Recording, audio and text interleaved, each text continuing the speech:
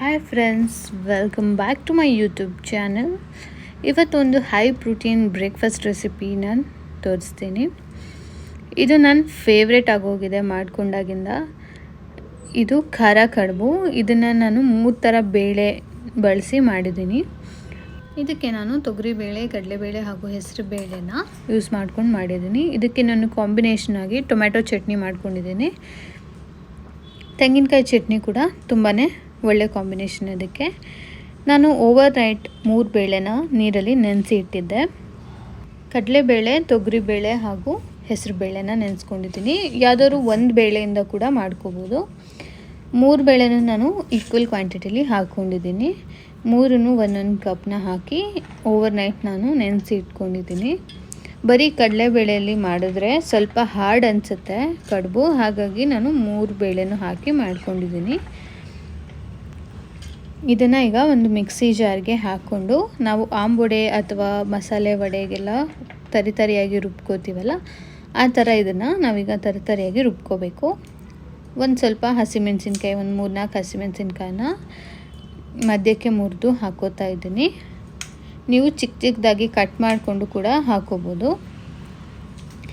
ಇದಕ್ಕೆ ನಾನೀಗ 1 ಸ್ಪೂನಷ್ಟು ಜೀರಿಗೆ ಹಾಕೋತಾ ಇದ್ದೀನಿ. ಇವಾಗ ಇದನ್ನು ತರಿಯಾಗಿ ರುಬ್ಕೊಂಡಿದ್ದೀನಿ. ಈಗ ಒಂದು ಮಿಕ್ಸಿಂಗ್ ಬೌಲ್ಗೆ ನಾನು ಇದನ್ನು ಹಾಕೋತಾ ಇದ್ದೀನಿ.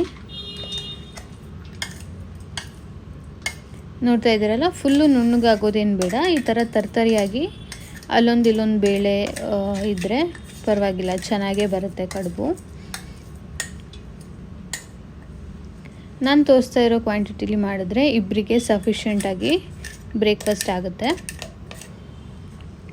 ಇದಕ್ಕೆ ಚಿಕ್ಕದಾಗಿ ಕಟ್ ಮಾಡಿ ಇಟ್ಕೊಂಡಿರೋ ಈರುಳ್ಳಿ ಹಾಗೂ ಚಿಕ್ಕದಾಗಿ ಕಟ್ ಮಾಡಿ ಇಟ್ಕೊಂಡಿರೋ ಕರಿಬೇವು ಮತ್ತು ಕೊತ್ತಂಬರಿ ಸೊಪ್ಪನ್ನ ಹಾಕುತ್ತಾ ಇದ್ದೀನಿ. ನೀವು ಇದಕ್ಕೆ ತುರಿದಿರೋ ಸೌತೆಕಾಯಿ ಕೂಡ ಹಾಕ್ಕೋಬೋದು, ರುಚಿ ತುಂಬಾ ಚೆನ್ನಾಗಿ ಬರುತ್ತೆ. ಹಾಗೂ ಇದಕ್ಕೆ ಸಣ್ಣಗೆ ತುರಿದಿಟ್ಕೊಂಡಿರೋ ಕ್ಯಾರೆಟ್ ಕೂಡ ಹಾಕುತ್ತಾ ಇದ್ದೀನಿ.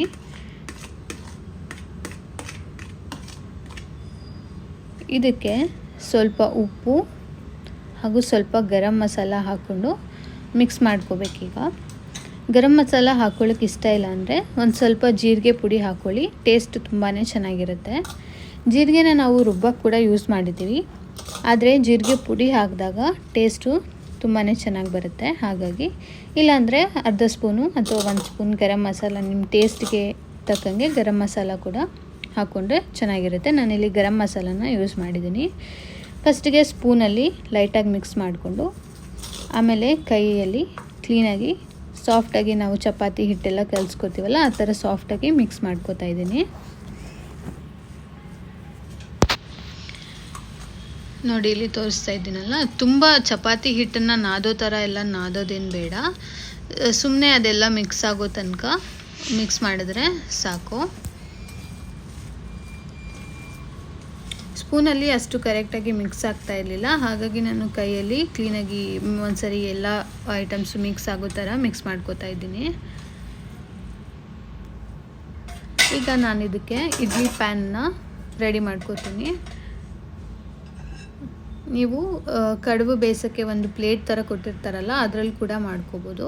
ಇದಕ್ಕೆ ನಾನು ತುಪ್ಪ ಹಚ್ಕೋತಾ ಇದ್ದೀನಿ ಎಲ್ಲ ಇಡ್ಲಿ ಇಡೋ ಜಾಗಕ್ಕೆ.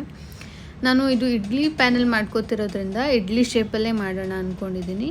ನೀವು ಉದ್ದಕ್ಕೆ ಇಲ್ಲ ರೌಂಡಕ್ಕೆ ನಾವು ಕಡುಬೆಲ್ಲ ಬೇರೆ ಕಡುಬನ್ನ ಹೇಗೆ ಮಾಡ್ಕೋತೀವಿ, ಇದನ್ನು ಕೂಡ ಹಾಗೆ ಮಾಡ್ಕೋಬೋದು.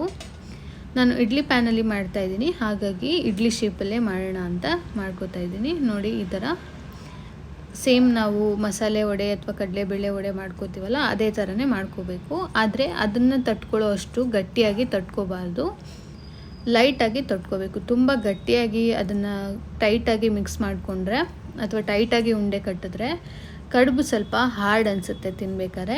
ಈ ಥರ ಲೈಟಾಗಿ ಮಿಕ್ಸ್ ಮಾಡಿಕೊಂಡು ಲೈಟಾಗಿ ತಟ್ಕೊಂಡ್ರೆ ಕಡುಬು ಸಾಫ್ಟಾಗಿ ಬರುತ್ತೆ.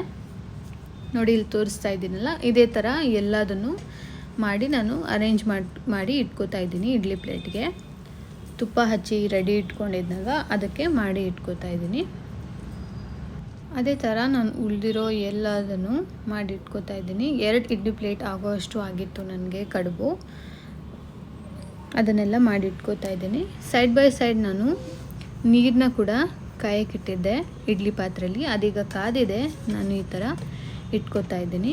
ಇದನ್ನು ಇಟ್ಟು ಕರೆಕ್ಟಾಗಿ 15 ಮಿನಿಟ್ಸ್ ಬೇಯಿಸಿದ್ರೆ ಸಾಕು. ನೋಡಿ ಎಷ್ಟು ಚೆನ್ನಾಗಿ ಬೆಂದಿದೆ ಕಡುಬು. ಒಂದು ಸ್ಪೂನಲ್ಲಿ ನೀವು ಹಿಂಗೆ ಎತ್ತಿದ್ರೆ ಈಸಿಯಾಗಿ ಬಂದ್ಬಿಡುತ್ತೆ. ನೋಡ್ತಾ ಇದ್ದೀರಲ್ಲ, ತುಂಬ ಚೆನ್ನಾಗಿತ್ತು. ಇದು ಹೈ ಪ್ರೋಟೀನ್ ಬ್ರೇಕ್ಫಾಸ್ಟ್ ಅಂತಲೇ ಹೇಳ್ಬೋದು. ಎಲ್ಲ ಬೇಳೆನ ಉಪಯೋಗಿಸಿ ಮಾಡಿದ್ದೀವಿ. ಇದು ಒಂದು healthy and tasty breakfast recipe. ಮತ್ತಷ್ಟು ಈಸಿ ಆ್ಯಂಡ್ ಟೇಸ್ಟಿ ರೆಸಿಪಿಗಾಗಿ ನನ್ನ ಚಾನಲನ್ನು ಸಬ್ಸ್ಕ್ರೈಬ್ ಮಾಡೋದನ್ನ ಮರಿಬೇಡಿ. ಪಕ್ಕದಲ್ಲಿರೋ ನೋಟಿಫಿಕೇಷನ್ ಐಕಾನ್ ಕೂಡ ಕ್ಲಿಕ್ ಮಾಡಿ. ಇದರಿಂದ ನಾನು ಯಾವುದೇ ವೀಡಿಯೋಸ್ ಹಾಕಿದರೂ ನಿಮಗೆ ನೋಟಿಫಿಕೇಷನ್ ಬರುತ್ತೆ. ಲೈಕ್, ಶೇರ್ ಹಾಗೂ ಸಬ್ಸ್ಕ್ರೈಬ್ ಮಾಡಿ. Thanks for watching.